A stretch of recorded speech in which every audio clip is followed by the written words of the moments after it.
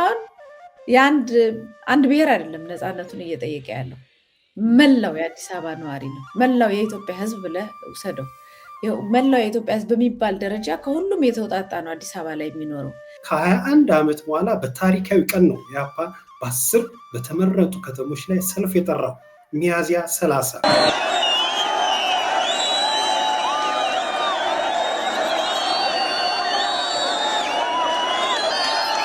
ዝም ብሎ ሚያዝያ 1 ብቻም አይደለም። የዛሬ 21 ዓመት ሚያዝያ 30 ቅንጅት በአደባባይ ህዝባዊ ትዕይንትን የታየበት ዓለም ጉድ የተሰኘበትን የምርጫ እንቅስቃሴ የምርጫ የምረጡኝ ዘመቻ ከተደረገ በኋላ የማብቂያው ሰልፍ ነበር የተደረገው።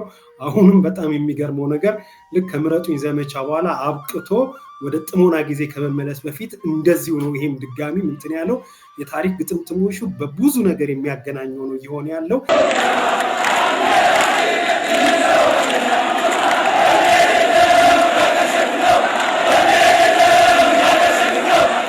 ነገር ተከልክሎ ዝም ብሎ የሚሞት ማህበረሰብ፣ ዝም ብሎ የሚሰደድ፣ ዝም ብሎ የሚሰበርና የሚያልቅ ማህበረሰብ ሆኖ መቀጠል የለበትም። የሆነ ጊዜ ላይ ቀና ማለት አለበት። ቀና ለማለት መንገዱ ነው ብዬ ነው የማስበው እና ይህንን ቀና ብሎ የማህበረሰባችን ቀና ብሎ አንገቱን ቀና አድርጎ ድምፁን የሚያሰማበትና የሚከበርበትን ጊዜ በጣም ስለምናፍቅ ይሄኛው አንደኛው መስመር ነው፣ አንደኛው አካሄድ ነው ብዬ ነው የማስበው። በሁሉም ዘርፍ ትግል እንዳለ እናውቃለን፣ ግን ይሄኛውም ደግሞ በጣም ወሳኝ ነው ብዬ ነው የማስበው።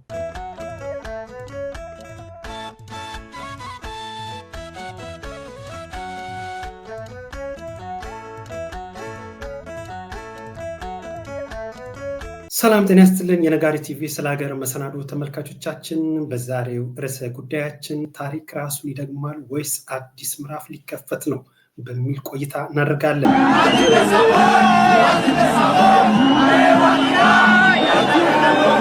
ከዛሬ 21 ዓመት በፊት በአዲስ አበባ የለውጥ ናፍቆት ባደረበት ድምፅ ተናውጣ ነበር።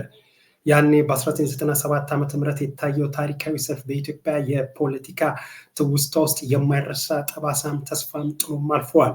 ዛሬ ደግሞ ከሁለት አስርተ ዓመታት በኋላ የኢትዮጵያ ሕዝብ አብዮታዊ ፓርቲ ኢህአፓ በዚህ ተምሳሌታዊ ቀን አዲስና አስቸኳይ ጥሪም ይዞ ብቅ ብለዋል። ምርጫው አምባገነንነትን እንጂ ዲሞክራሲን አያዋልድም የሚለው ፓርቲው በ10 ከተሞች የጠራው ሰላማዊ ሰልፍ የፖለቲካውን ምህዳርን ዳግም አምቆታል። ጦርነት፣ እስር፣ የኑሮ ውድነት በነገሰበት በዚህ ወቅት ኢህአፓ ጥሪው ምን እንድምታ አለው? መንግስትስ ይህንን ታሪክ ድግግሞሽን እንዴት ያስተናግደዋል?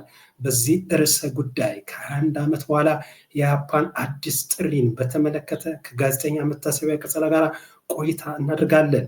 እስከ መሰናዶ ፍጻሜ ድረስ አብራችሁ እንድትቆዩ የምጋብዛችሁ እኔ ይድነቃቸው ከበደ ነኝ።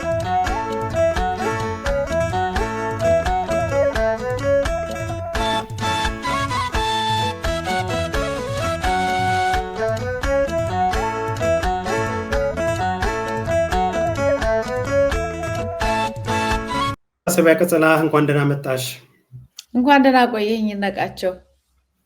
እጅግ አድርጌ አመሰግናለሁ። ከ21 ዓመት በኋላ ኢህአፓ አዲስ ጥሪ አድርጓል። የዛሬ 21 ዓመት 1997 በኢትዮጵያውያኖች ዘንድ በብዙዎች ዘንድ የሚታወስ ነው። ህዝባዊ ማዕበል የታየበት ትልቅ ታሪካዊ ክስተት ነበር።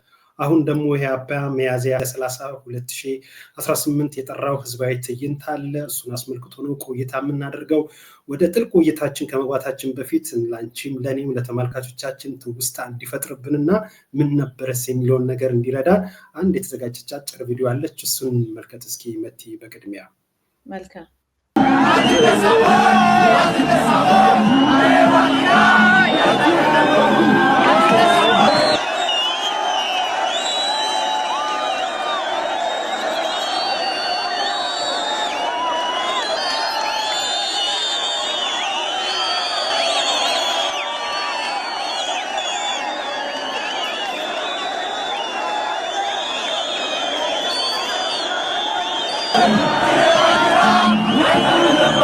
መቲ እንግዲህ እንዳየነው ያው ቪዲዮዎችን ወደ ኋላም አካባቢ ደጋግመንም እናየዋለን። ሚያዝያ 30 1997 ዓ.ም እንግዲህ ህዝብ እንደዚህ በነቂስ ወጥቶ እየታየበት ነበረ። እንግዲህ ምንም መጣያ የሌለበት ማንም ቀስቃሽ በሌለበት ሁሉም ከየሰፈሩ አለኝ የሚለውን መፈክር አለኝ የሚለውን ሁሉ በአደባባይ ወጥቼ እናገራለሁ ገልጸዋለሁ የሚለውን ብሶቱን ይዞ የወጣበት ሳር እንኳን ሳይረገጥ ይሄ ሁሉ የህዝብ ማዕበል ወጥቶ ወደ ቤቱ በሰላም የተመለሰበት ዓለም የተደመመበት ሰልፍ ነበረ።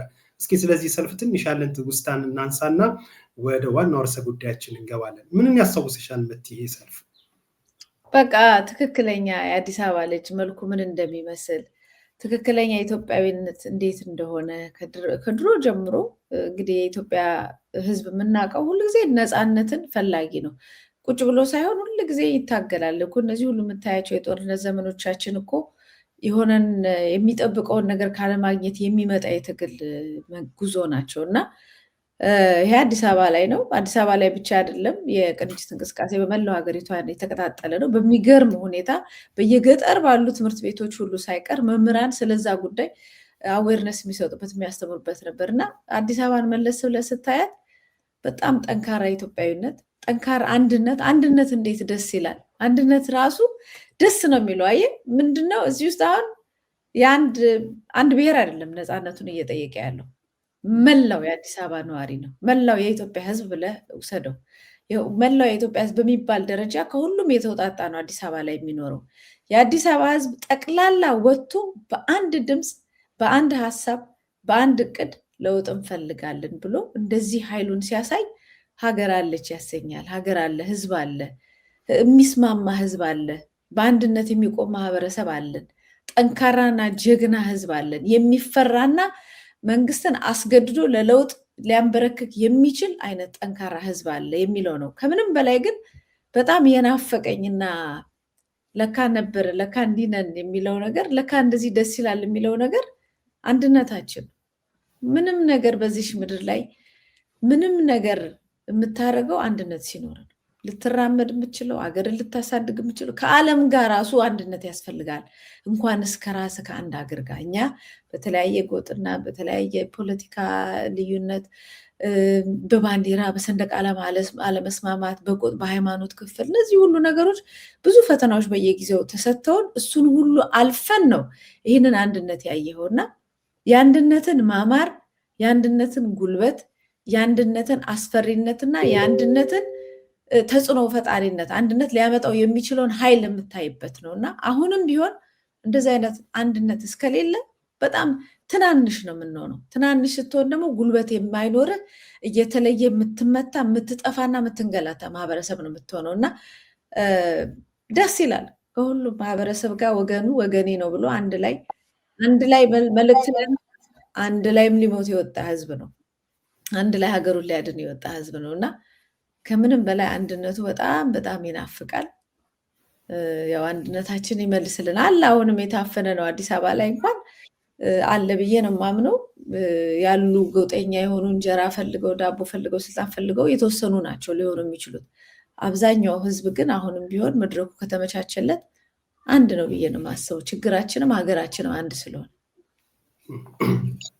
መቲ ግን ይሄን የመሰለ ወኔ ግን ከሆነ ጊዜ በኋላ ግን እንዶ መጥፋቱን ጠፋ እንበል ተሰወረ እንበል ምንድን ነው? ምንስ ገጠመን? ከእንደዚህ አይነት ህዝባዊ ማዕበልነት ወተን የሆነ ህዝባዊ ድብታ ውስጥ የገባ ነው። ለምን ይሆን? እንደ ከተማ እንደ አዲስ አበባ እንደ ሀገር ታስታውሳለህ? ይሄ ጊዜ እኮ ይሄ ሁኔታ ከተከሰተ በኋላ ራሱ ህወሓቶች እኮ ያደረጉ የነበረው እንዴት አድርገን ነው ይህንን ህዝብ አንድነቱን የምንሰብረው የሚል ስራ ነው የሰሩት። ስለዚህ አካባቢዎችን በማፍረስ ህዝብ መበተን፣ የአዲስ አበባ ፖሊስን በትኖ ከሌላ ከክፍለ ሀገር የማይታወቁ ሰዎችን አጋዚ አድርጎ ለአካባቢው ማህበረሰብ ምንም ርህራሄ እንዳይኖራቸው ልክ ከውጭ የሚመጣ ሰላም አስከባሪ እስኪመስል ድረስ ነበረ ጠንካራ የሆነ ትዕዛዝ እየተሰጣቸው የአካባቢውን ማህበረሰብ እንዲጨፈጭፉት፣ እንዲያሰድዱት፣ እንዲበትኑት ብዙ ዋጋ እንዲከፍል የተደረገው። የአዲስ አበባ ልጅ በጣም ብዙ ዋጋ ከፍሏል። ለዚህ ነው ሁሌ የሚያሳዝነኝ አንዳንድ ሰዎች ይመጡና አሁን አዲስ አበባ ህዝብ ዝም ብሏል፣ ይህ ሁሉ ነገር እየተደረገበት በድን ይሆናል አይታዘንለትም ይላሉ። በጣም ነው ማዝንለት። ለምንድን ነው ማላዝንለት? ዋጋ ከፍሏል። ዋጋ ከፍሎ ነገር ግን በዛ በከፈለው ዋጋ ለሀገር በከፈለው ዋጋ ሰለባ ሲሆን ግን ማንም ዞር ብሎ ስላላየው ብቻውን ስለቆየ በሲስተም እየመጡ ስለሚመቱት ነው እንጂ የአዲስ አበባ ህዝብ በጣም ጽኑ እንደሆነ አውቃለሁ። የሚወድቅ የለም አልልም፣ ግን በአብዛኛው የአዲስ አበባ ህዝብ ስስ ነው። ፍቅርና አንድነትን የሚወድ ማህበረሰብ ነው እና ምን ያህል እንደተመታ ነው የምታሳየው። ከዛ ከተመታ በኋላ ተመልሶ ደግሞ ተነሳ። አሁን ለውጥ መጣ ሲባል ያው ህዝብ እኮ ነው ለውጡን ደግፎ በቃ እንደግፋለን፣ ጥሩ ነገር እንዲመጣ እንፈልጋለን፣ አንድነትን፣ ኢትዮጵያዊነትን፣ እድገትን እንፈልጋለን፣ ያለፈውን መንገድ እንዳትከተሉ አዲስ መንገድ ይሻለናል ብሎ ደግፎ ወጣ። ከወጣ በኋላ ደግሞ ድጋሚ ተመታ፣ ተደጋግሞ ተመታ፣ በጣም ተሰበረ። ደጋግሞ ሰበሩት።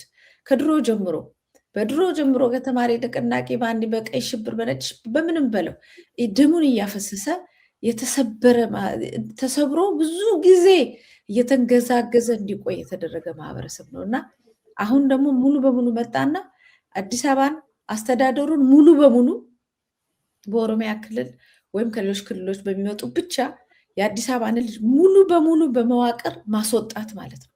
ከዛ ቆይቶ ደግሞ ከሚኖርበት ቤት ማስወጣት በእድገትና በልማት ሰበብ ሙልጭ አርጎ ጠርጎ ካነሳው በኋላ እዛው አካባቢ ሰርቶ አይደለም የሰጠው፣ በሌሎች አካባቢ ተበትኖ እንዲኖርና በቃ ዝም ብሎ ተንከልካይ እንዲሆን እየተንከለከለ እየተሯሯጠ ስለ ኑሮ ወይንም ከዛ ሀገር ነቅሎ ስለመውጣት ወይንም በቃ እንዴት አድርጌ ነው እንጀራ መበላው ዛሬ እንዴት ነው ማድረው በሚል ጥያቄ ውስጥ ብቻ ታፍኖ እንዲቆይ ተደረገና ይሄ አንድነቱ እንዲሰበር ተደረገ። የአዲስ አበባ ልጅ አንድነቱን ስትመታው ልክ ንብ ቀፎን እንደምትመታው ይበተናል። በተኑት። ከዛ በኋላ አቅም አጣ። ግን የትም አለ አቅሙ። አሁን የትም ቦታ ላይ ቢሆን ግን አለ። የጠፋ እንደው ዝም ብሎ የሞተ ያለቀ መስሏቸው ከሆነ ተሸውዷል። ሁኔታዎች ሲመቻቹለት ራሱን አሰባስቦ ተመልሶ የሚነሳ ማህበረሰብ ነው የአዲስ አበባ ማህበረሰብ እና ተመቶ ነው፣ በመዋቅር ተመቶ ነው፣ በዘረኞች ተመቶ ነው። አሁን አዲስ አበባን የሚጠብቁት አድማ በታኝ ብትለው፣ ልዩ ኃይል ብትለው፣ ወታደር ፌዴራል ብትለው ከሌላ አካባቢ በዋናነት ከኦሮሚያ ክልል የመጣ ነው።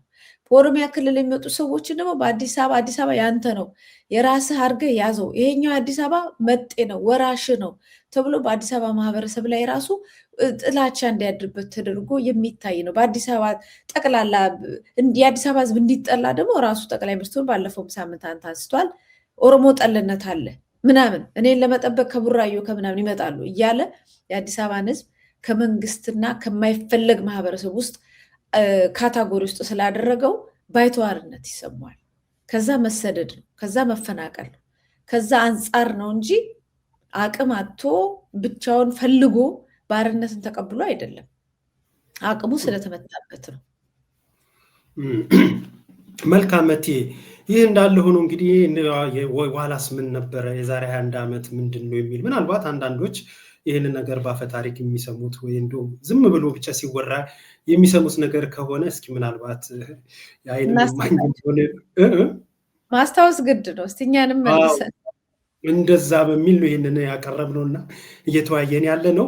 አሁን እንግዲህ በዚህ መባቻ ላይ ያለን የኢህአፓ ምርጫው አምባገነንነትን እንጂ ዲሞክራሲ አያዋልድም በሚል በ10 ከተሞች ሰላማዊ ሰልፍ ጠርተዋል።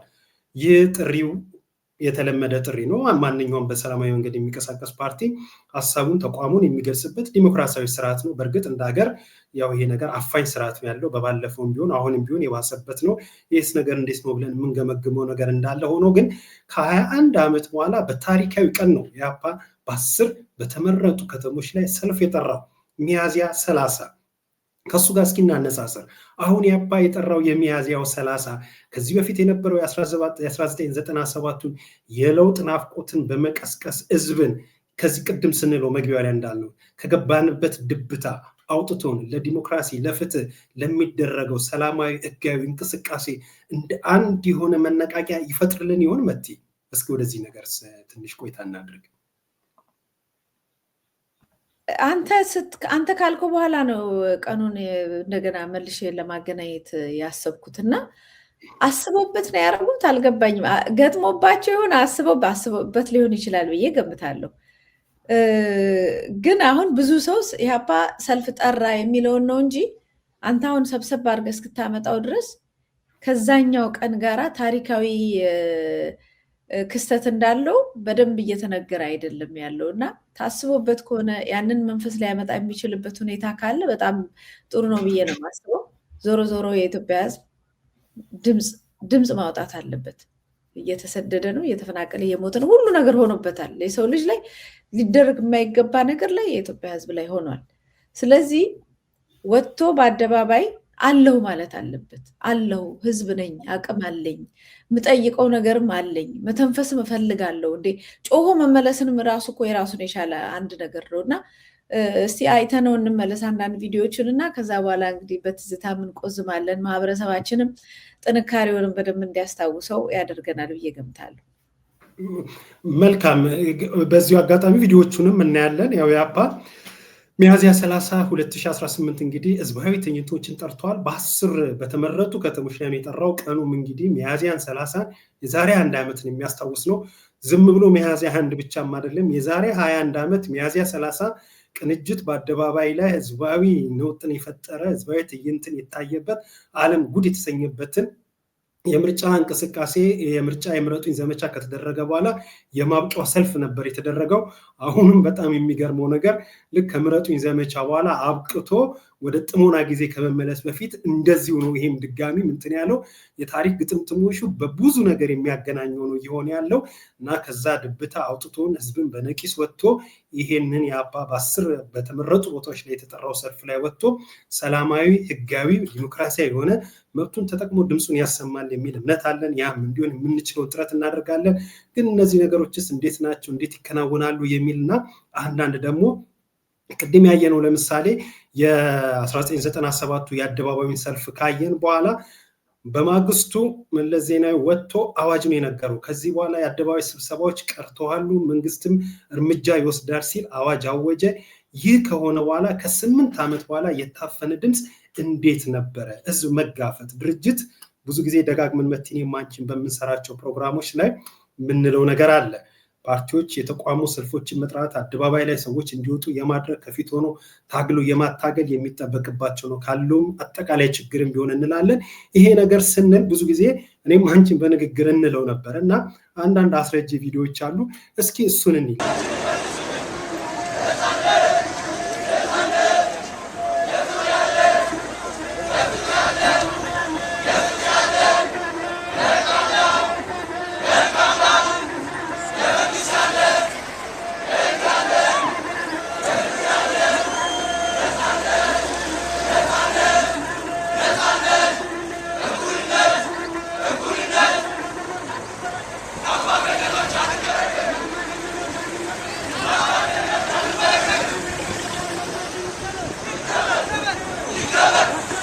አየሽ መቲ፣ አሁን ያኛውን የሚያዝያ 1997 የህዝባዊ ማዕበል የሆነ ሰልፍን አይተናል። ያን ካየን በኋላ ለ8 ዓመታት ምንም አይነት ሰልፍ፣ ምንም አይነት የአደባባይ እንቅስቃሴ እንዳይደረግ በህወሓት መራሽ ኢህአዴግ አዋጅ ተጥሎ ክልከላ ተደርጎ ነበር። ከ8 ዓመት በኋላ ግን ሰማያዊ ፓርቲ የተለያዩ እንቅስቃሴዎች ሲያደርግ ነበር። እነዛን እንቅስቃሴዎች ሲያደርግ ይኸው እዚህ ጋር እንደምናየው በምስል ልክ ከቢሮ ሲወጣ ፖሊሶች አሉ። ፌዴራል ከፊት ያሉ አዲስ አበባ ፖሊስ አለ፣ ከኋላ የፌዴራል ፖሊሶች አሉ፣ ደህንነቶች አሉ። ዙሪያ ገባ ይሄው እንደሚታየው የታጠረ ነው እና መንቀሳቀስ መሄድ አትችሉም ብለው ክልከላ ያደርጉ ነበር። ይሄ ደግሞ መብት ነው፣ የነፃነት ያለ አደባባዮች የህዝብ ናቸው፣ ለአምባገነንነት አንገዛም። ያው መፈክሩ ላይ ቅድም ሲባል ሰምተነዋል። እንዲህ በማለት ይህንን ክልከላ በመጣስ ማለት ነው መንግስትን በማስጨነቅ የመጀመሪያው ሰልፍ ለመውጣት ሲደረግ የነበሩ ጥረቶች ነው በቢሮ ላይ እና በተቋሚ ፓርቲዎች የሚያደርጓቸው እንቅስቃሴዎች የሚያደርጓቸው ተቋሞች ዝም ብሎ መደላድል ያላቸው ነገር መንግስት አጅቦ ብቻ ከፊት አደባባይ ላይ በግራና በቀኝ አጅቦ በሉንኩ ውጡ ግቡ የሚልበት እንቅስቃሴ አይደለም። አሁን ሚያዝያ 30 2018 ኢህአፓ የጠራው ሰልፍ አለ። ይሄ ሰልፍ እንዲሁ መደላደል የሚገጥመው ነገር አይደለም። ያገዛዙ ተከፋዮች በሚዲያ በተለያየ መልኩ የሚፈጥሯቸው ተጽዕኖዎች አሉ። የመንግስት መዋቅሮች፣ ማዘጋጃ ቤቶች፣ ፍቃድ ሰጪዎች፣ ፍቃድ በእርግጥ የሚሰጠው ሳይሆን እውቅና ነው የሚያስፈልገው ነገር። ይሄ እነዚህ ተቋማቶች የሚፈጥሯቸው የውስጥ ቢሮክራሲዎች መንገዱ በዚህ በኩል የተበላሸ ስለሆነ ያኛውን መንገድ እናንተ የመረጣችሁት አደባባይ ላይ ለእንዲህ ነገር ስለሚፈልግ ያንን አደባባይ ተጠቀሙ የሚሉና ሌሎች ቢሮክራሲዎችን በመፍጠር እንቅፋት ለመፍጠር የሚደረግ ጥረት አለ። ከዛም ባለፈ ደግሞ ልክ እንደዚህ ማን ያውቃል ከቢሮ ክልከላም ሊፈጸም ይችላል። ግን እንዲህ ለነፃነት ለመብት የሚደረግ ትግል ሲሆን አሁን እዚህ ከፊት ያሉት የፓርቲው አባላቶች፣ አመራሮች ናቸው እየተጋፈጡ ከፖሊስ ያሉ። ከዚህ አይነቱ ተሞክሮ አሁን የአባም እንግዲህ ልምድም እንዲወስድ ነው። ከዚህ በፊት ደጋግሜ እንደማቀርበው ትችት አይ ተከለከልኩ ብሎ ዝም አሁን ይሄ ክልከላ ተደርጎበታል። በነገርሽ ላይ ይሄኛው ሰርፍ ማለት ነው። ግን ወጣ ነው። እኔም አሉ እንግዲህ እዚህ የታሪክ አካሉ አንዱ ነው። እንዳየነው ፖሊስ ዙሪያ ገቡን ይዞ ክልከላ ሲያደርግ ነበር። አሁን ይሄንን ቪዲዮ ዋና ያመጣንበት ምክንያት ምንድን ነው? የአባ ከዚህ የራሱ ትምህርት እንዲወስድ አመራሮቹ አባላቶቹ ይህን ነገር አይተውት ምናልባት የሚጠቅማቸው ነገር እንደ ልምድም እንዲወስዱት ነው። እና በኢትዮጵያ ፖለቲካ ውስጥ ደግሞ የሆነ እውነት ጭምር ስለሆነ ምናልባት እኔ ስላለሁበት እንዲህ ስለሆነ ስላልሆነ ሳይሆን ሌላም ሰውም አድርጎት ሌላም ድርጅት ማንም አድርጎት ቢሆን ሌሎችን ቪዲዮዎች እያመጣ እንዲሆኑ እንዲነበር እያልን ያለ ነው። እንደ አንድ መጋፈጥን ማለት ነው። ልክ ሲጠየቁ አይ አይቻልም ሲባሉ ዝም ብሎ መመለስ፣ አይ ለዚህ ቀን አዞሩ ሲባል አይ በቃ አዞሮናል ብሎ ወደ ቤት መግባት። ልክ አሁን አባ ለሚያዝያ 30 ጠራው እንዳለ ሁሉ ያ ክልከላ ሲደረግበት ይኸው መንግስት አምባገነን ነውና ከለከለኝ ብሎ ዝም ብሎ መልሶ በመግለጫ የመግለጽ ሳይሆን እንዲህ አይነት ሙከራዎች መደረግ መቻል አለባቸው። ስለዚህ ወደኋላ የለም ነው የምትለው? አሁን አንድ ጀምራችኋል፣ ወደኋላ የለም እያልክ ነው? በቃ አስነክቶ ዞር የለም። አሁን መውጣት ነው፣ መጋፈጥ ነው። ይሄው እያየነው እኮ ነው። በቃ ሰላማዊ ህጋዊ በሆነ መክሉ መፈክርን ይዞ ሰንደቅ ዓላማን ይዞ ዘንባባን ይዞ የሰላም አርበኞች ናቸው እነሱ። መሳሪያ አይታጠቁ፣ ቦምብ አይታጠቁ፣ ምን ያሉ የነፃነት ታጋዮች ናቸው። በነፃነት ትግል ውስጥ የሚደረግ የዲሞክራሲ መብት ነው። በምርጫ ደግሞ ትናንት በምን አለሽ መቲም ስንሰራም እንደነበረው በምርጫ ወቅት ደግሞ አንደኛው ነገር ምንድን ነው? ፓርቲዎች ወጥተው በነፃነት የምረጡኝ ዘመቻ የማድረግ ሀሳባቸው በስብሰባ በትዕይንተ ህዝብ በማናቸው መንገድ የማድረግ ሙሉ መብት አለ። መንግስት ይህንን በምንም መልኩ ክልከላ መፈጸም ህጋዊ ምንም መሰረት የለው። በእርግጥ በህግ የሚመራ ሀገርና ሀገረ መንግስት አይደለም አሁን ያለው። የሚፈጥራቸው የተለያዩ መሰናክሎች ሊኖሩ ይችላል። ቅድም እንዳልኩሽ ለምሳሌ መስቀል አደባባይ ነው። መስቀል አደባባይ በእንዲቀል እንዲህ ስለሆነ ኩባ አደባባይ አድርጉት ወይ ጃን ሜዳ አድርጉት እንዲህ የሚል የተለያየ ምክንያት ሊሰጥ ይችላል። መንገዱ በዚህ አድርጉት ሊል ይችላል። አይ እንደዚህ የጸረ ሰላማዊ ሊጠቀሙበት ስለሆነ ያንን ክልከላ ለማድረግ ስል ከልክያ የተለያየ ዘዴዎች ሊፈጥሩ ይችላል። ቢሮ ቆልፎ ሊጠፉሉ ይችላል። በፊትኛ ሄደን እውቅና እንዲሰጡን እንዲያውቁት ማለት ነው ስንሄድ የማዘጋጃ ቤቱ ሰው ያቅናውን ነፍሱን ይማር በጣም ተላምደ ነው እናውቀው ነበር። ማን ነበረ? ተስፋዬ ነው ማን የሚባል ሰውዬ ነበርና እንዲህ ከፎቅ ላይ ከላይ ያየንና ልክ እንዲህ ደብዳቤ ይዘን ስንመጣ ያይወቅሉን ነው ለማሳወቅ ነው። እግዚአብሔር ምስክሬ ነው። አሁን በህይወት ያሉ ሰዎች አሉ። ይህን ሳወራ የነበረው አመራሮች ነው። በዛኛው ቆልፍና በሆነ ኮሪደር ጥፍት ይላል ቢሮውን ዘግቶ ደብዳቤ ላለመቀበል። ከዛኛ ስለ እናደርጋለን ለዛ ላለ ለመዝገብ ቤት ለምናምን አስፈርመን በስር በኩል በበሩ ስር በኩል እንከታለን፣ ፎቶ እናነሳለን። እሱን ይዘን በማህበራዊ ድረገጽ ባሉ አማራጮች በሚዲያዎች ይኸው ስንሄድ እንዲህ ሆነዋል፣ ይኸው ማስገባታችን ግን ይታወቅልን፣ ስለዚህ አሳውቀናል እንላለን። ከዛ ማውጣና ደግሞ በኢትዮጵያ ቴሌቪዥን አሉ እነሱን ቪዲዮዎች ልክ እንደዚህ ሌላ ጊዜ ማምጣት ይቻላል። ይወጣና አይኛ የደረሰ ምንም አይነት ደብዳቤ የለም ይሄ ጎጥ ነው ምናምን፣ ኧረ አስገብተናል፣ ድጋሚ እንሄዳለን።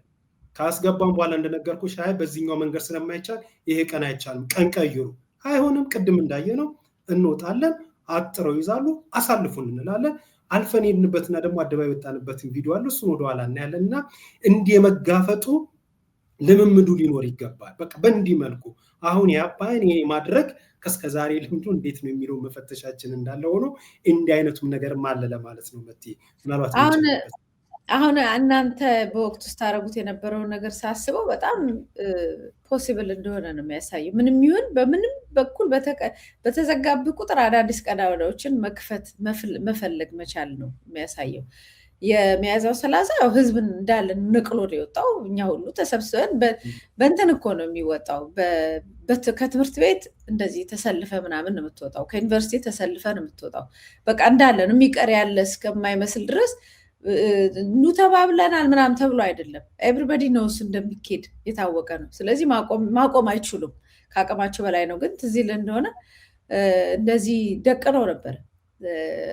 ስንቱን ሊገሉት እንዳስበው እንደነበረ አላውቅም። ብቻ በዛ በጊዮን በምናምን አካባቢ ላይ ይታያሉ። ደግሞ በግልጽ ነው የሚታዩት። እንደዚህ ደቅነው እዛ አይተናቸው ነበረ። ምንም ህዝብ አሸነፈ፣ ነገሩ በዛ ተጠናቀቀ። አሁን ምንድን ነው ያደረጉት? ባለፈው እንደዚህ አይነት ነገር እንዳይከሰት ቀድመው አስተባባሪዎቹን ማታ ምናምን ለቃቅመው አንዱን ዛሬ ያገኙትን ለየብቻ ለቃቅመው ወሰዷቸው። ከዛ ቆመ። ለምን አስተባባሪ የለም? አስተባባሪ ከሌለ እንትን የለም። አሁን ያንን ነገር ስህተት ይፈጽማሉ ብዬ አልገምትም። አስተባባሪ ከፊት የሚታይ ካለ ሌላ የማይታይ መኖር አለበት። እሱ ቢታሰር ሌላ የሚቀጥል መኖር መቻል አለበት። ከዛ ውጪ በማንኛውም ሰዓት ግር ብለህ 5-6 ሆነ ከሄድክ አሁን ማፈስ ሊጀምር ይችላል። ስለዚህ ማንኛውም ግር ብሎ ወደዛ የሚሄድ ሰው ተነጣጥሎ ነው መሄድ ያለበት፣ በንግግር ማለት ነው። በአንድ ላይ ከሄድክ ትዝ ይልህ እንደሆነ የተሰበሰበ ሰው ሁሉ ተበተኑ። እንደውም አንድ ሰሞን ብዙ ቀልድ እየወጣበት ነበር። ተበተን ይልሃል እየመጣ ፖሊስ ተበተን ምናምን እያለ ምንድነው የት ነው የምንበተነው እስክትል ድረስ ግቢም ቁጭ ብለህ ዩኒቨርሲቲም በዳም እዛ አካባቢ ተሰብሰብም ካጠናም ሻይም ከጠጣም አይቻልም ነበር። የሆነ ሰዓት በግሩፕ መቀመጥ ለመከልከል የሞከሩበት ጊዜ ነበር። እነሱም አልቻሉም። እነሱም ወረዱ። መጨረሻ ላይ ህዝብን ማሸነፍ አትችልም፣ በተለይ በማፈን አትችልም። ዝቅ ብለህ ህዝብ የጠየቀውን ጥያቄ የተወሰነ ነገር እንኳ ቀስቀስ እያልክ እንኳን እየመለስክ ዕድሜ ልታራዝም ትችላለህ። ማፈን አትችልም፣ ጨርሶ አለመመለስም አትችልም። እና ሌላው ደግሞ እንዳልኩ በግሩፕ መሄድን አቮይድ ማድረግ ብቻ ሳይሆን አሁን በዚህ ጊዜ በዚህ ቴክኖሎጂ እንደው እየሄዱ ዝም ብለው ሲወስዷቸው ዝም ብለው አያስወስድ፣ ህዝቡ ማስወሰድ የለበትም፣ እነሱም ዝም ብለው መወሰድ የለባቸውም። በደንብ አድርገው ከዚህ በኋላ እንደው ህዝብ እንዲያቅልን አንተ ጋር ቀርጸሃል ምናምን መባባል የለም። ሁሉም ሰው ላይቭ መውጣት አለበት። በሚችለው አጋጣሚ ላይቭ መውጣት መቻል አለበት። እነሱ ላይቭ ባይወጡ ሌሎች በመንገድ ላይ ያሉ፣ በየሱቁ ያሉ፣ በየስርቻ ውስጥ ያሉ ላይቭ ማድረግ አለባቸው፣ ወይም ቪዲዮ መቅረጽ መቻል አለባቸው። መጥተው የሚያደርጓቸውን ነገር በህገወጥ መንገድ ቢደበድቧቸው፣ ቢጭኗቸው፣ ቢወስዷቸው ሁሉ ዓለም ማወቅ አለበት፣ የኢትዮጵያ ህዝብ ማወቅ አለበት። ስለዚህ ምስክርነት ያስፈልጋል ለእያንዳንዱ ነገር። ስለዚህ ግር ብለው ከወጡ ራሳቸውን ላይቭ እየቀረጹ የሚቀርጻቸው በደንብ አስቀምጠው ህዝብ እያያቸው የሚሆንባቸውም ነገር ካለ ሁላችንም እንድናይ ማለት ነው። ከዛም ለየብቻም ተበታትነውም ከወጡ ሁኔታቸውን በጣም በጥንቃቄ አድርገው ልክ ግን በአንድ ላይ ሆነው የሚጀምሩት ማንኛውም ድርጊት ላይ አሁን ደግሞ ኢንተርኔት ሊዘጋ ይችላል መንግስት፣ ባይሆንም በስልክም ቢሆን መቀረጽ አለበት። በምንም ተአምር ሳይቀረጽ ምንም ነገር እንዳያልፍ። ይሄንን ነው የመንግስትን ወንጀል፣ አምባገነንነት፣ ጨፍጫፊነት የምታሳይበት። ሌላኛው ደግሞ ሁለተኛ ዙር ከዛ የበለጠ ነገር ከዛ የከፋ የማይችሉትን ኃይል ይዘህ እንድትመጣ እሱ ምስክር ነው። እነሱ አሁን ለመጥፋት በላቸው ጨፍጭፋቸው የሚል ነገር ነው። ይሄ መንግስት በተለይ በለው ጨፍጭፈው ላይ ነው። እንደምታውቀው ሰው ምን ይለኛል ዓለም ያየኛል ምናምን ሁሉ አይልም፣ በለው ነው በቃ። ሲደበድቡ አይቷል። እንስሳ አይቀራቸውም እኮ ሲደበድቡ። አሁን በቀደም የሆነ አንድ ላም አይተህ ከሆነ ከዛፍ ላይ በሬ ነው ምናምን ወድቁ መከላከያ ምናምን ነገር ናቸው ሮጦ ሄደው ይደበድቡታል። የወደቀበት ላይ ወድቋል እኮ ከጣራ ላይ ወድቋል። እና በቃ የሚያውቁት መደብደብ ነው። እና ይህንን ድብድባቸውና ወንጀላቸውን ምን ያህል አውሬ መሆናቸውን ማሳየት መቻል አለበት እንጂ እንዲህ ከሚገላመጥ ይልቅ ራሱንም የሚመጣውንም ኃይል በደንብ አድርጎ ቀርጾ እያሳየ ነው መንቀሳቀስ ያለበት ብዬ ነው የማስበው። አንተ እንዳልከው በእርግጥ አሁን ጠርተዋል። ሰው ብዙ ህዝብ ይምጣ አናውቅም፣ ግን ያን ነገር እንዲመጣ የራሳቸውን ስራ መስራት አለባቸው። ለሚመጣው ማህበረሰብ ዋስትና ሊሰጡት አይችሉም። ማድረግ የሚችሉት ግን የሚመጣው ማህበረሰብ ግን የሚሄድበትን እያንዳንዱ እርምጃ መከታተል፣ ህጋዊ ማድረግ፣ ለዓለም ማሳወቅ ግን የእነሱ ኃላፊነት ነው ብዬ ነው የማስበው። እና እንዳልከው እንግዲህ ወደኋላ የለም ወደኋላ የሚለውን ዘፈን እየዘፈኑ ነው መቀጠል ያለባቸው። አዎ ከነሱ ለሚመጣው ኃላፊነት መውሰድ መቻል የለባቸውም። ይሄ የመንግስት ኃላፊነት ነው። እንዲያውቅም የሚደረገውም ለዛም ነው። ጥበቃ የማድረግ ሙሉ በሙሉ የመንግስት ኃላፊነት ነው። የአባ ምንም ኃላፊነት የለበትም። የአባ የጠራውን ሰልፍ ህዝቡን ማስተባበር፣ ማሰማት ያለበትን ሰላማዊ፣ ህጋዊ፣ በዲሞክራሲያዊ መንገድ ድምፁን የማሰማት የአባ ኃላፊነት ነው። በቦታው ላይ ለሚሆኑ ማናቸውም ነገር ከለላና ጥበቃ የማድረግ ኃላፊነት የመንግስት ነው። በዚህ አጋጣሚ ያኔም እኛ ምን ይሉን ነበር መሰለሽ? ልክ እንዲህ ስንጠራ የጥበቃ ኃይል የለንም እና ይሄኛውን ጥበቃ መስጠት ስለማንችል ይህንን ፍቃድ መስጠት አንችልም። ፍቃድ እናንተ እንድትሰጡን እንዳሰጡ ለመስጠት እንድትሰጡን አይደለም እየጠየቅናቸዋለን፣ እንድታውቁት ነው። በእርግጥ አውቀነዋል፣ ግን የጥበቃ ኃይል የለንም፣ በተለያየ ምክንያት ጥበቃ መመደብ አንችልም፣ ስለዚህ አንጠብቃችሁ የሚል ምላሽ ይሰጡን ነበር። ግድ የለም ራሳችን በራሳችን እናስተባብራለን። ከምንም በላይ ደግሞ መንግስት ዜጋውን የመጠበቅ ኃላፊነት አለበት። እንወጣለን ብለን ነበር የምንወጣው ነበር። አሁን ይህን የምናነሳው ምንድን ነው? የአባ የሚገጥመውን ቻሌንጁን ከወዲሁ እንዲረዳው ከገጠመን ካሳለፍንባቸው የፖለቲካ ልምድ ማለት ነው። አሁን መንግስት ለምሳሌ ጥበቃ የለምና በ10 በተመረጡ በሀገሪቱ በተለያዩ አካባቢዎች ይህንን ፍቃድ አልሰጥም ሊል ይችላል። ይህንን በሚልበት ወቅት ደግሞ ኢህአፓ ሊል የሚችለው ምንድነው? አይ ዜጋውን የመጠበቅ ሙሉ ኃላፊነት ያለበት መንግስት ነው። መንግስት ይሄን ኃላፊነትና ግዴታውን መወጣት አለበት። ከኛ የሚጠበቅብን ህጋዊ፣ ሰላማዊ፣ ዲሞክራሲያዊ የሆነውን ስርዓትን ጠብቆ አደባባይ አባሎቻችን፣ ደጋፊዎቻችን የጠራነውን ህዝብ ይዘን ወጥተን ድምፃችንን ማሰማት ነው። መንግስት ደግሞ ለሚፈጠረው ማናቸውም ነገር ከለላ የመስጠት ጥበቃ የማድረግ ሙሉ በሙሉ ኃላፊነት የመንግስት ነው የማለት ግዴታ አለባቸው፣ ኃላፊነትም ጭምርም አለባቸው። ይህን የምንለው ምንድነው? ኢህአፓ ከ21 ዓመት በኋላ በታሪካዊ ቀን ታሪካዊ ህዝባዊ ትዕይንት አደባባይ ላይ ጠርቷል። ይህ ከ21 ዓመት በኋላ የተጠራ ህዝባዊ ትዕይንት ኢህአፓ አዲሱን ጥሪ ተከትሎ ታሪክን ሊያወሳ ታሪክን ሊያስታውስ ብቻ ሳይሆን ኢህአፓም የራሱን ታሪክ ከ21 ዓመት በኋላ የሚዘከርለትን ታሪክ ማስቀመጥ ታሪካዊ ግዴታው ጭምር ነው። ኢህአፓ በታሪክ በመጥፎም በደግም ይነሳል። ከ21 ዓመት በኋላ በኢትዮጵያ ውስጥ የተደረገ ህዝባዊ ትዕይንትን በቀኑ በዕለቱ በምርጫም ጉዳይ በብዙ ታሪካዊ ግጥጥሞችን መገጣጠምን የተመሰረተውን የሚያዝያ 30 የ2018 ታሪካዊን ቀን ኢህአፓ ተስፋ እናደርጋለን ያበላሸዋል የሚል እምነት አይኖረኝም። ግን ሊበላሽበት የሚችል ነገርን በመንግስትና በመንግስት ካድሬዎች በመንግስት ተከፋዮች ዘመቻው ከአሁን ጊዜ ጀምሮ እየተጀመረ ነው ያለው። የተለያዩ ነገር ቻሌንጆች ሊፈጠርበት ይችላል በፓርቲውም ላይ በአመራሮቹም ላይ። ግን ይሄንን ነገር የኋላ ታሪኮችን በማየት አዲስ ግኝት የሚፈጠር ነገር የለም። እነዛን ነገሮችን በማየት ትምህርት በመውሰድ ቅድመ ዝግጅት በማድረግ አሁን እንዳልሽው የኢንተርኔት መቆራረጥ ሊኖር ይችል ይሆናል፣ የአባላቶች እስር ሊኖር ይችል ይሆናል፣ ጡጫ፣ ግፊያ፣ እስር፣ እንግልት ሊኖር ይችል ይሆናል። ለነዚህ ሁሉ ነገሮች ቅድመ ዝግጅትና ቅድመ ጥንቃቄዎችን በማድረግ ተጠባባቂ ሐሳቦችን እቅድ ኤ ቢ ሲ ይህ ሁሉ የምንለው እኛ የጦርነት ዘመቻ መምሪያ አይደለም እያደረግን ያለ ነው። ህጋዊ፣ ሰላማዊ፣ ዲሞክራሲያዊ የሆነ በሀገር ውስጥ በሰላማዊ መንገድ የሚንቀሳቀስ ምንም እንኳን ምርጫውን ለማስኬድ አስቻይ ሁኔታ ባይኖርም ከነችግሩም እያዩ ቢሆንም በሂደቱ እቀጥላለሁ፣ ሂደቱ ላይ የማስኬድ ነገር ደግሞ ካለ ደግሞ በዚህ ምክንያት ወጣውም ልል እችላለሁ እያለ ያለ ዲሞክራሲያዊውን ስርዓቱን ሂደቱን ለመፈተሽ በዚህ ደረጃ ለሚንቀሳቀስ ኃይል ቻሌንጅ የማድረግ ሁኔታ በስከዛሬ ካየ ነው በእኔ እምነት ነው ኢህአፓ ላይ የታዩ ስስ ነገሮች አሉ። በዚህ ታሪካዊ ቀን በዚህ ታሪካዊ ጥሪ ቁርጠኝነቱን ያሳየናል ብዬ ተስፋ አደርጋለሁ። ክልከላ ሲኖር ሌላ ምን ይመስላል? ቅድም ያየነው አደባባዩ የኛ ነው ብቻ ሳይሆን አንድ ቪዲዮ ደግሞ እስኪ ለተመልካቾቻችንም እናሳይና እሱ ላይ ሐሳብ እንጨምራለን። መቲ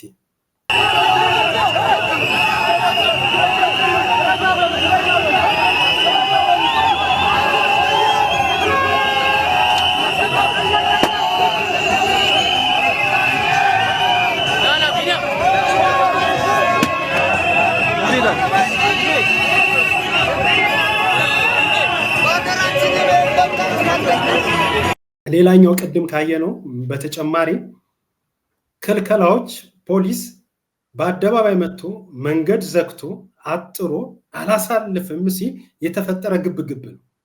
እንግዲህ አሁን ካፈ ንግግር ይልቅና እንዲህ ነበር ከማለት በደንብ የሚያሳይ ቪዲዮ ነው። የቪዲዮ ፖሊስና እኛ ሰልፈኞች ስንፈጥረው የነበረው ግብግብ እኛ መብት ነው ይሄንን ነገር መፈጸም አለብን፣ አይ ይሄ ነገር አትፈጽሙም ሲል ደግሞ ያገዛው ስርዓት ሲያደርገው የነበረው ክልከላና ግብግብ ነበር።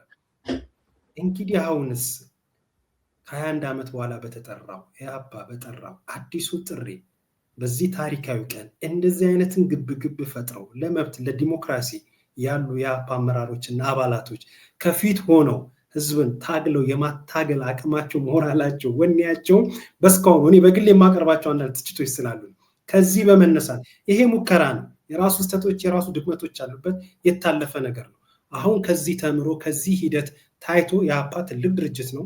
በኢትዮጵያ ታሪክ ውስጥ የራሱ የሆነ በበጎም በክፉም የሚነሳ ትልቅ የሆነ ታሪክ ያለው ፓርቲ ድርጅት ነው። አመራሮቹም አባላቶችም እንደውም አሁን የሚሉት ምንድነው የመንግስት ተከፋዮች የለመደውን የከተማ ህዝብ ጨራሽ እንቅስቃሴ ለማቀጣጠል ሲል ነው በማለት የጠራውን ሰላማዊ ህዝባዊ ዲሞክራሲያዊ እንቅስቃሴውን ከወዲሁ ጥላሸት ለማጠልሸት እየተደረገ ያለ እንቅስቃሴ ይጨምራል። በቃላት በተግባር በንግግር የሚደረግባቸውን ማናቸውንም ተጽዕኖ ተቋቁመው ከ21 ዓመት በኋላ የናፈቀንን የህዝብ ትዕይንትን ተቃውሞ እንቅስቃሴ ለማየት ካለኝ ጽኑ ጉጉትን በመነሳት ጭምር ነው ማምረር የምናገረውና እስኪ አንቺ መጨመሪው ሐሳብ ካለ። እኔ ራሴ ቪዲዮዎቹን ሳያቸው ምናምን በጣም በቃ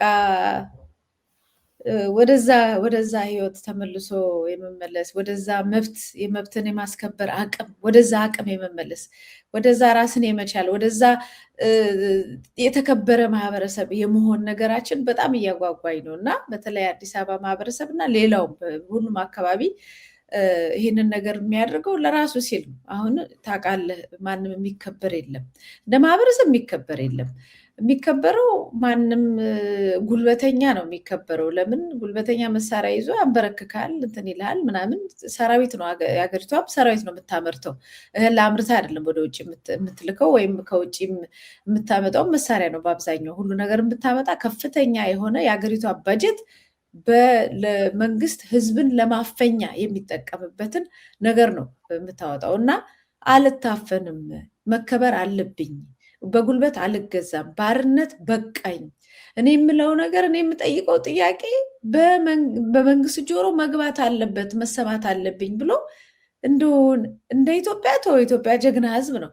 እንደው እንደ ማንኛውም ዜጋ እንኳን እንደ ባሪያ ሆኖ እንኳን የሚኖር ማህበረሰብ እኮ ነፃ ወጥቷል። ሁሉ እኮ አብዛኛው ህዝብ እኮ ነፃ ወጥቷል እኮ። መጨረሻ ላይ ቀስ ብሎ አምጾ ምን ብሎ በዛም በዚህ ብሎ ነፃ ወጥቷል።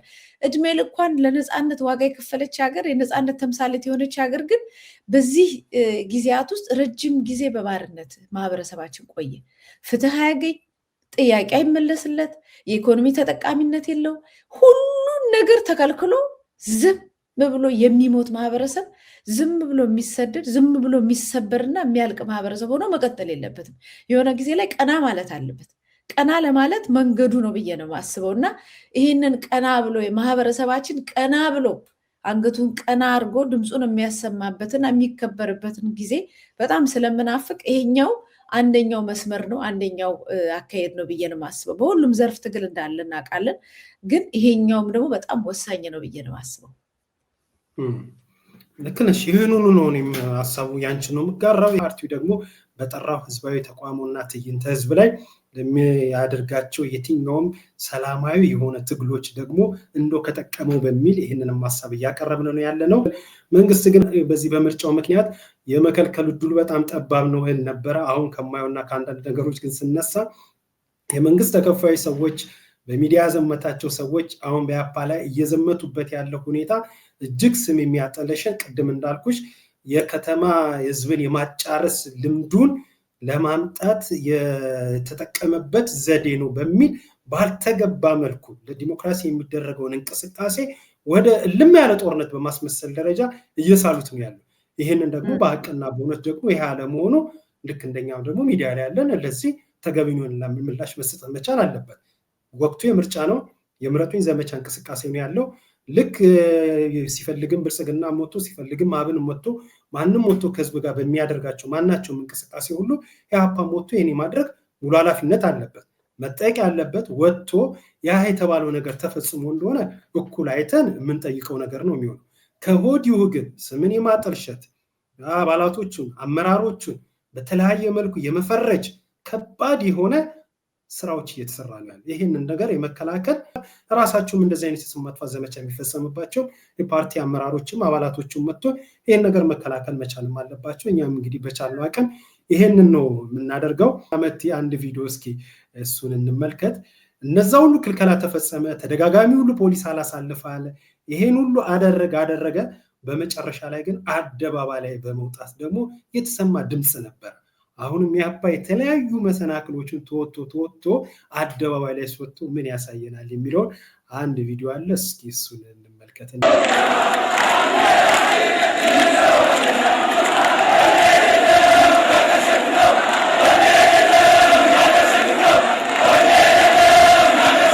ሶስተኛ መንግስት በሃይማኖት ጣልቃ የገባ የሃይማኖት መሪዎችን መምረጥ የእምነት ስርዓትና ሃይማኖት በሚፈቅደው ብቻ እናከናውን ያሉ የእስልምና ሃይማኖት ተከታይ ተወካዮች በአሸባሪነት ወንጅሎ በመክሰስ በእስር እንዲማቀቁ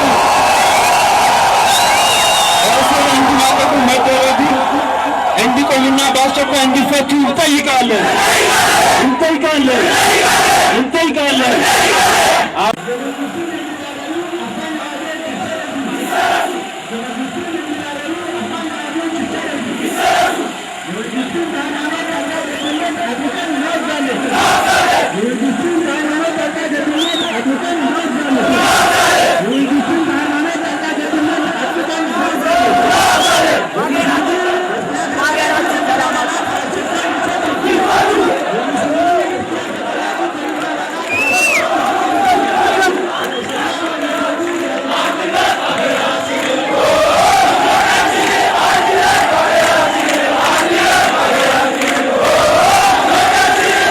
በጣም የሚገርም ቪዲዮ ነው። መልሰ ያሳየህን ይነቃቸው። በጣም የነበረው ልበሙልነት ራስህን የዛ ጊዜ በፈክር ስታወጣ የነበርከው ትንሽ ወጣት ነበርክ የዛ ጊዜ። እንደው በዛው ይሄን ኮመንት ለማለት በጣም ነፍሰ ቀጭን ናችሁ አብዛኞቻችሁ፣ ወጣቶች ናችሁ፣ ሁላችንም ልጆች ነንና የነበረው ልበሙልነት፣ የነበረው ጽናት፣ የነበረው ደግሞ ፖለቲካል ኮሬክትነስ ወጥተው የሚነገረው ነገር ዝም ብሎ አሁን ለምሳሌ ካድሬዎቹ ምናምን እየወጡ ኢህአፓዎች እንደዚህ ሰልፍ ጠሩ ብለው ቀጥታ እንደዚህ አሁን አቀድም ያነሳውን የከተማ ምን አገናኘው?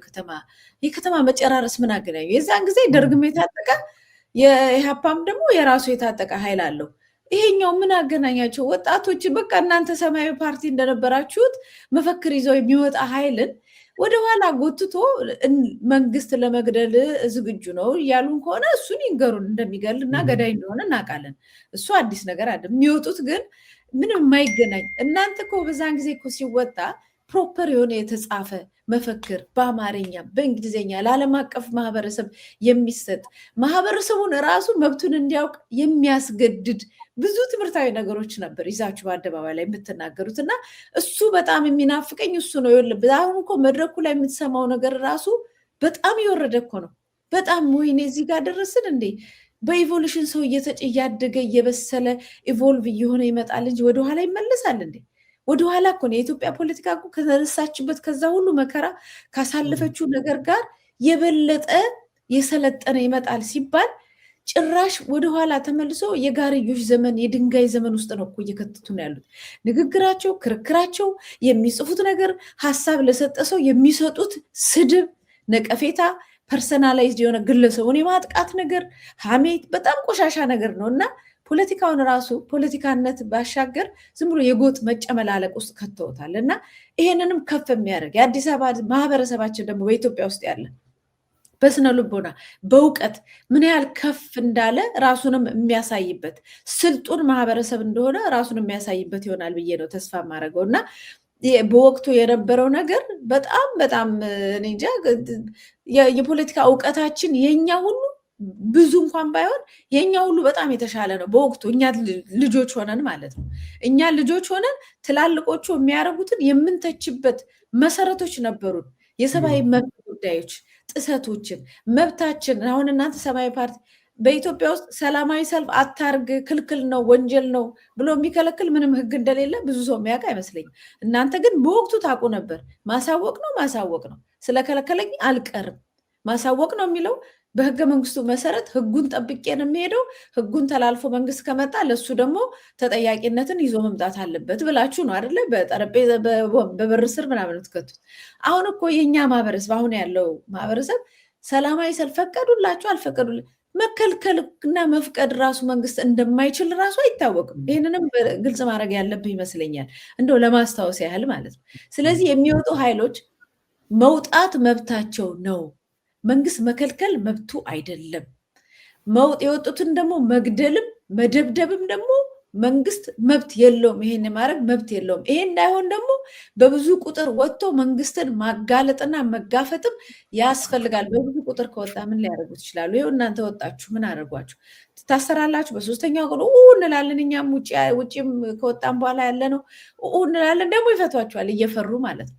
ይዛ ሲስተም ውስጥ ተመልሰን እዛ የሰለጠነ ፖለቲካ ውስጥ መግባት መቻል ያለብን ይመስለኛል። እና አስታውሰን ያለንን መብትም ራሱ ልታስታውሰን ይገባል። በሰላማዊ ሰልፍ ጉዳይ ላይ አሁን እነዚህ ካድሬዎች እኮ የሚሳደቡት እኮ አዚፍ እኮ ሰልፍ መውጣት ህጋዊ እንዳልሆነ አድርገው ነው እየተናገሩ ያሉ። ልክ ነሽ። እንደዛ ነው የሚመስለው አካሄዳቸው እና የአባ የጠየቀው ሰልፍ እና ሊወጡ ያሰበው ሰልፍ ስህተት መሆኑ ህገወጥ መሆኑ አድርገው የመሳት ሁኔታ ይሄንም ያለ አደገኛ አምባገነናዊ ስርዓትና አደገኛ የካድሬነትን ጭምር አለ እንትን ነው ሚናቸውን ሲወጡ መብት ነው ማሳወቅ ነው የሚጠበቅበት። በምርጫ ወቅት ደግሞ እንደነገርኩሽ የተሻለ የህግም ድጋፍም ጭምርም አሉ። ምርጫው በራሱ ወቅቱ ማለት ነው። ይሄ ቅድም ስታዩ የነበረው እንቅስቃሴ እኛ ስናደርግ የነበረው እንቅስቃሴ የምርጫ ወቅት አልነበረም። እንደውም ክልከላ 8 ዓመት በመለስ ዜናዊ ወጥቶ የአደባባይ ሰልፍም ሆነ ምንም እንቅስቃሴ ማድረግ አይቻልም ብሎ ክልከላ ሁሉ ወጥቶ በቴሌቪዥን ጣቢያ በአዋጅ ነግሮ ነው ያንን ሁሉ ያደረገው። ይሄኛው ላይ ይቻላል ሆነ ብሎ ለማሸማቀቅ የሚደረግ ነገር ነው። በዚህ በእርግጠኝነት የአባ አመራርና አባላት ይመለሳሉ የሚል ጥርጣሬ አይኖረንም። መጋፈጥ አቅማቸውን ያሳዩናል ብለን ተስፋ እናደርጋለን። በተቃራኒው ደግሞ መንግስት የሚፈጥራቸው የተለያዩ መሰናክሎች ይኖራሉ። ከምንም በላይ ደግሞ የእሱ ተከፋይ ካድሬዎች ደግሞ አለን የሚሉትን በሙሉ ስሜ ማጠልሸቱም ሌላውም ነገር ያደርጋሉ። ጊዜው ወደ 1 ወር አካባቢ ይቀረዋል። እንግዲህ በእነዚህ ጊዜያቶች ውስጥ ማነቃነቅ፣ አባላትን የማደራጀት በደንብ ይሄ ነገር የመስራት የነሱ ኃላፊነት ይጠበቃል። በእኛም በኩል ደግሞ በሚዲያው ማድረግ ያለብንን በጎ አስተዋጽኦ ከማድረግ ወደኋላ የምንለው ነገር አይኖርም። ይሄ እንደ መጀመሪያ መነሻ ያደረግነው እንጂ በተከታታይ እነዚህ ህዝባዊ ትዕይንቶች፣ ህዝባዊ ተቃውሞዎች የዲሞክራሲ ስርዓታችን ምን ይምሰል፣ ይሄ ምርጫው ይስሙላ መሆኑ፣ ምርጫው አላስፈላጊ መሆኑ፣ ከምርጫው በፊት መደረግ ስላለባቸው ብዙ ነገሮች ብለናል። ከነዚህ በተጨማሪ ምንስ አማራጭ አሉ ለሚሉት ነገሮች እንደዚህ አይነት ህዝባዊ ትዕይንትና ህዝባዊ ተቃውሞች መንግስትንም አስገድዶ ወደ ቀልቡ ተመልሶ እሱም የመፍትሄው አካል መሆን ከፈቀደና እንደው በታሪክ እንደው እስከዛሬ ያጠፋውን ጥፋት እንደዚህ ለመካስ ራሱንም ካዘጋጀ ለዚህም ይሄ አንዱ ይሄ ራሱ ለሱ የማርያም መንገድ ነው፣ የመውጫ መንገድም እድል ነው። ጥሩ እድል ነው ከተጠቀመበት። ግን አይመስለንም ለሱም ጭምር ስለሆነ በእርግጠኛ እሱን ለማዳንም ለምንም ብለን አይደለም፣ ራሳችንም ሀገርን ከመጥፋትም ለመታደግ የምናደርገው ነገር ነው። በዚህ ሂደት ውስጥ ግን እድሉን ልጠቀም ካለም ለሱ አንድም አማራጭ ጭምር ነውና እንዲህ የሚደረጉ የዲሞክራሲ ልምምዶች ሂደቶች ምን መምሰል አለባቸው፣ እንዴትስ መቃኘት መቻል አለባቸው የሚባል የሀገራችንን ተሞክሮ ዓለም አቀፍ ተሞክሮ አሁን ያለው ነባራዊ ሁኔታን መሰረት ባደረገ መልኩ ሁሉም በቻለው አቅም ማለት ነው ሰው እስከሚችለው ድረስ ነው በማንኛውም ነገር ውስጥ እንቅስቃሴ የሚያደርገው እስከቻለው ድረስ ማን ምን አድርግ የሚለውን ሀሳቦችን መተን እንዲናጋራለን። ይሄ የመጀመሪያችን እንትን ነው። ይህ እንዳለ ሆኖ እንግዲህ ከመውጫችን በፊት እንግዲህ አሁን ስለ አዲስ አበባ ነው የምናወራው፣ ስለ ነፃነት፣ ስለ መብት ትግል ነው የምናወራው። እንግዲህ እንደውን ማንሰማው ማናየው ነገር የለም። ደስ የሚለው ግን ያው የአንቺ አካባቢ ተወካይ የሆነ የኔ አካባቢ አይደለም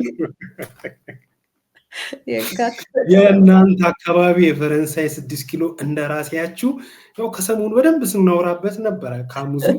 አሁን ደግሞ ወጥቶ ደግሞ ያለን ነገር አለና እስኪ የአንቺ አካባቢ ተወካይ እንደመሆኑ መጠን አስተያየት ስጭበት። መጀመሪያ እስኪ ያለውን ነገር እንመልከተው። እስኪ እንዲህ ብሏል የእናንተ አካባቢ ተወካይ።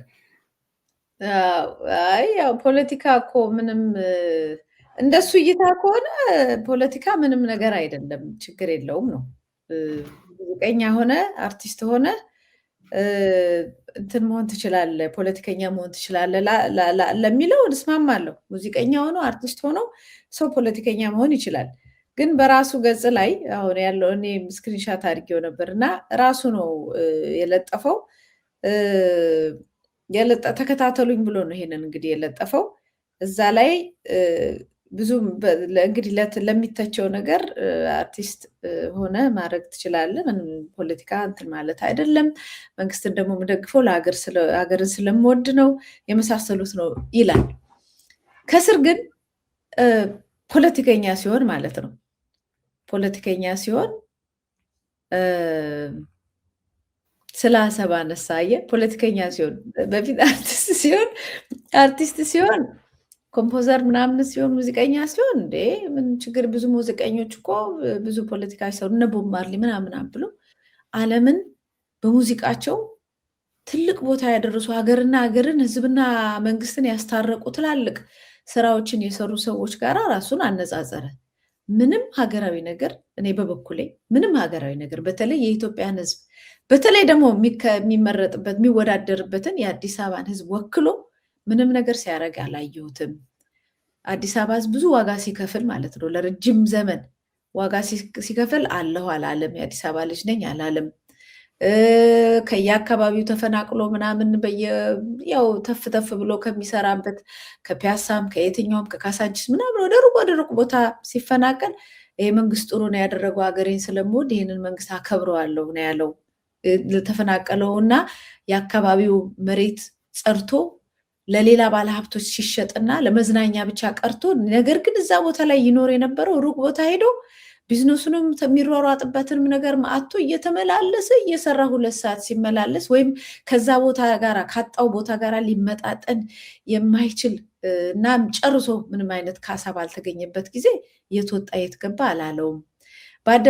በአደባባይ ሲታፈስ የአዲስ አበባ ልጅ በአድማ በታይ ሲቀጠቀጥ አለሁ አላለውም። ምንም ነገር ብሎት አያውቅም። ስለዚህ ፖለቲከኛ አይደለም። ፖለቲከኛ ማለት የህዝብን ድምፅ የሚያስተጋባ ለህዝብ የሚቆም ከህዝብ ጋር የሚኖር ማለት ነው። እንደዛ በሆነበት ሁኔታ ላይ ይህን በዚህ ሁኔታ ሁሉ ሳናየው ፖለቲከኛ ያልሆነ አንድ ግለሰብ መጥቶ ድንገት ለፖለቲካ እንትን ወንበር እወዳደራለሁ አለ። ድንገት ፖለቲከኛ ሆነ። ድንገት የአዲስ አበባ ልጅ ፈለገው፣ ስልጣን ሊይዝበት ፈለገው። ከዛ ደግሞ መንግስትን ለማማለል ደግሞ የፖለቲከኛነት መልክ እንዲያገኝ ደግሞ አሰብ የሚለው አሁን የከረንት አሁን አዲሱ እንትን አሰብ አይደለ? አዲሱ ፖለቲካ አሰብ ቀይ ባህር ምናምን አይደል? አሰብ ላይ ስቱዲዮን ከፍታለን ነው የሚለው። ይኸውልህ አሰብ የተነሳበትን ጉዳይ ያው ፖለቲከኞቹ ያውቁታል። ስለ ቀይ ባህር አንስተዋል።